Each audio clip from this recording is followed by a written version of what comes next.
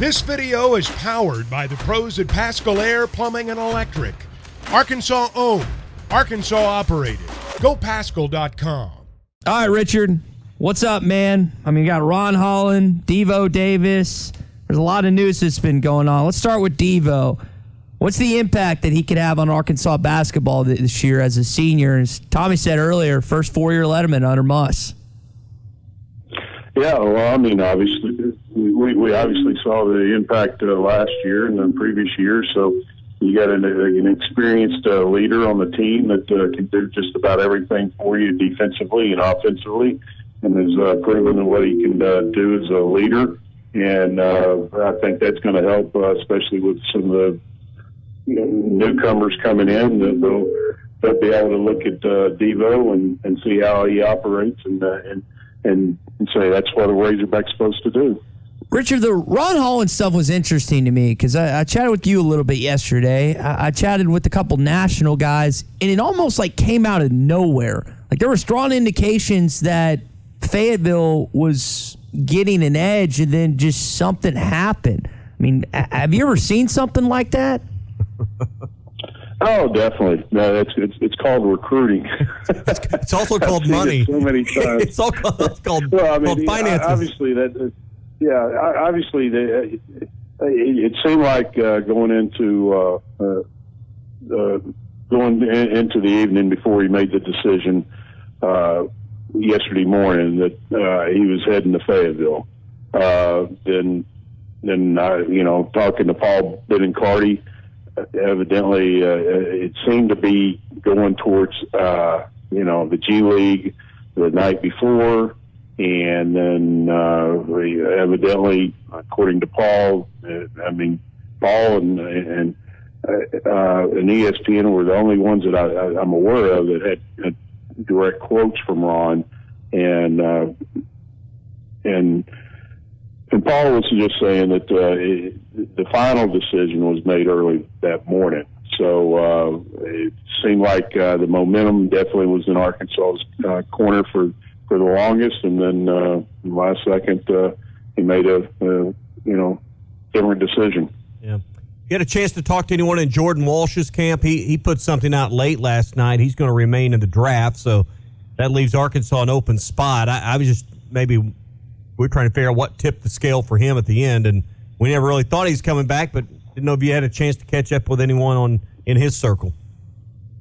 No, I mean, his dad and his mom have been great to deal with, but usually in that type of situation, I'll kind of let them, have their moment before I really reach out. Probably will reach out today, but I think, like you said, Tommy, we kind of figured that he was going to probably stay in, and he helped himself in the combine, and I think the momentum there kind of gave him the confidence to stay into the draft, and obviously you anytime you make a major life decision, you converse with people that are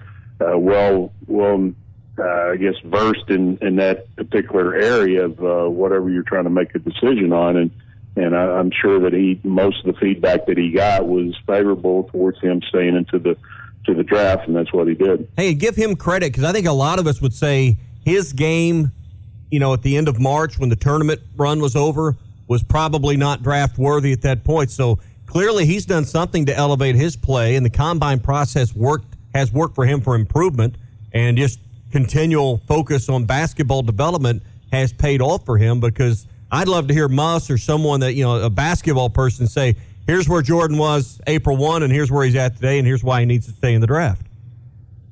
Yeah, well, I tend to think he just played to his strengths during the combine, as far as the pickup games, and didn't try to do anything that maybe he feels like that it's not his strength. And when you do that, and you have his athleticism, and as productive as he was at Arkansas with rebounds, assists, block shots, just different things that all added into his game. I think that's what he did. Obviously, I wasn't at the combine, didn't get to see him, but it only makes sense that you just focus on your strength and kind of play to those, and then after the combine, you start focusing on your weaknesses, and I'm sure he will. We're talking with Richard Davenport this morning, Arkansas Democrat-Gazette and Whole Hog Sports. Richard, a couple football questions for you. Buck James going from Bryant to Conway. What is that going to shake up for high school football and kind of recruiting guys that are being recruited for both schools in this state? Well, I mean, obviously, he had tremendous success at Bryant, and he, everywhere he's gone, he's been the head coach. They've won, and Conway's had a good program. Do they elevate to a contender for the state championship every year? Probably so. I mean, that's just his MO.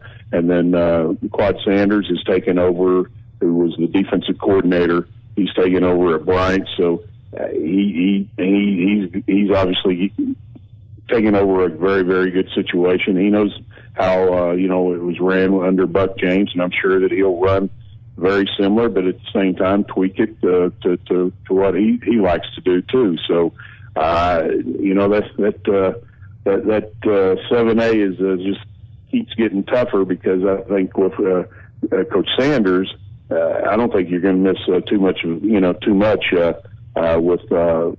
him being part of the staff under Coach James and the talent that they consistently are able to bring in. So it's just the competition just keeps getting stiffer. I know in Destin right now, one of the big topics of conversation, Richard, is 8 or 9 SEC games. And I wonder your conversation with parents and players. Has there been any lean one way or another for guys considering SEC schools?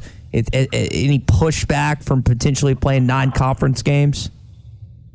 No, I mean, I've never heard that from a parent, never heard that from a kid saying, I hope that they, added an additional SEC game. Now, do I think that could possibly help?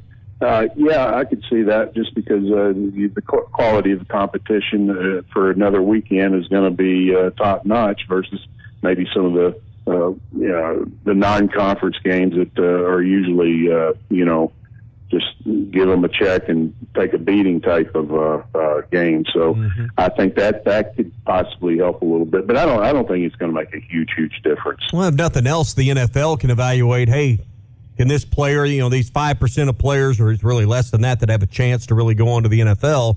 Hey, if your body and it can't hold up for 9 SEC games and 3 non-con games, how would you ever make it through an NFL schedule? So it's a little bit better measuring stick, I guess, for NFL scouting people to see whether or not you're even close to being ready for that kind of rigors of an NFL career.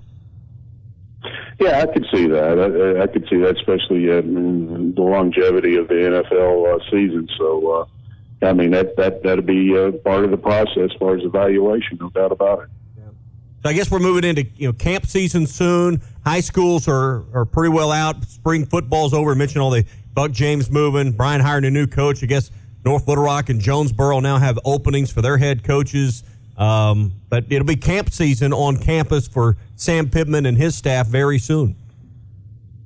Yeah, and it's in June. We've talked about this in the past. June is always a very, very busy time for U of A football with the camps and all the official visits. They have a ton of official visits. Posted a lineup of guys that have said that they're going to make official visits to Arkansas in June. It's pretty big. So a combination of that and also a bunch of unofficial visits also for camps. A lot of kids also like to go to the camps just to work out and interact with the coaches and to see how they coach. That seems to be a big deal with a lot of recruits, being able to see their potential future coach, see how they conduct themselves on the practice field, and that's something that they seem to want to know before they make a decision, whether to go to that school or not. But June will be jam packed. You got 10 commitments right now. Who knows? You could probably have 18 to 20 by the time June is done, or at least probably about mid-July, because some kids may want to, after taking all the official visits in June, need a week or two afterwards to make a decision on which school they want to attend. Rich, I want to ask you about NIL transfer portal kind of combined. Arkansas has not ever had a top 10 recruiting class since the dawn of really the recruiting rankings at the late 90s, early 2000s. They've had some top 10 transfer portal classes. Is there an argument to be made that this could have long-term good ramifications on the football program because the fact that you're adding better players that you weren't getting out of high school?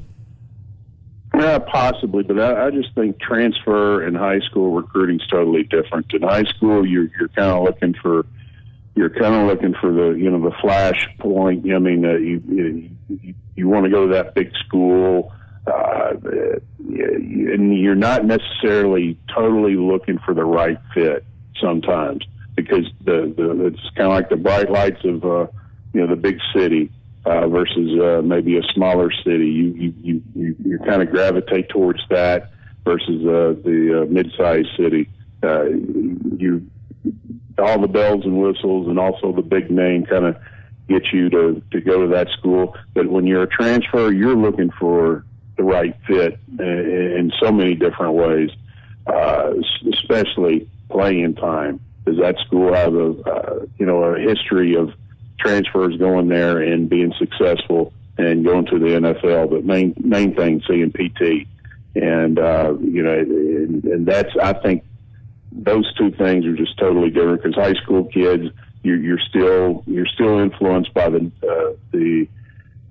reputation, the big name of those schools. And then as a transfer after a couple of years, you kind of don't look at that as much. And I think that's what's benefited Arkansas is that they've had success with transfers in the past and also with, the coaches and their ability to connect and sell the program and tell them why, hey, you come here, this is why it's a better fit for you than where you are. Is there any correct way to enforce tampering? And if so, do you think we're going to see some harsher punishments divvied out in the next few years? I have no confidence in the NCAA. They've shown that, and just especially in basketball with some of the stuff that we've seen not too long ago. I just have no faith in them. I don't think now. Do they have different leadership in the future that's going to be that will be determined to make sure that the tampering and stuff like that is kind of slowed down? Maybe so, but at the same time, it's so hard to prove because you got to have concrete proof, and I think that's why sometimes they're kind of lax on their enforcement and stuff because if the right people don't want to cooperate, it's tough to prove wrongdoing. But in fairness, these schools can saber rattle and talk all they want about enforcement. Schools don't really want stronger enforcement from the NCAA, so it's really talk out both sides of the mouth from the institutional level. I think it goes both ways. I see what you're saying, but I do believe that with the current structure right now with NIL and everything, the NIL is not the way it's going right now. It's not the way it was intended to be. Used, but maybe if Congress, you got to have Congress, you got to have a federal law that take over all the state laws. If you have some uniformity, I would think the schools would then want some better enforcement to keep schools from buying kids. Like, hey, that's what they're doing right now, and they've always done that, but it's obviously. Kind of out there, and it's more in a legal aspect until there's a federal law saying here's the rules and here's what the NCAA can enforce. Yeah, I heard Greg Sankey speak to that again last week at the SEC baseball tournament, and all I can say is God help all of us when we're depending on Congress to get it straightened out. So that's where. No, but I mean that's the only way. I mean, the only way, national platform, national standard. So absolutely. Yeah, so. All right, Richard, good stuff. We'll talk to you next Thursday. All right, guys. Take care. BetOnline.ag is your number one source for all your basketball info, stats, news, and scores. Get the latest odds and lines, including the latest player reports for this year's pro basketball playoffs. BetOnline is always your sports information headquarters this season, as we have you covered for all your sports wagering needs. Basketball, MLB, NHL hockey, right down to UFC and boxing. BetOnline is the fastest and easiest way for you to get your betting info, including live betting options and your favorite casino and card games you can play right from your home. Head to the website today or use your mobile device to get in on the action. Be sure to use our promo code BELIEVE to receive your 50% welcome bonus on your first deposit. That's BLEAV. BLEAV. Bet online, where the game starts.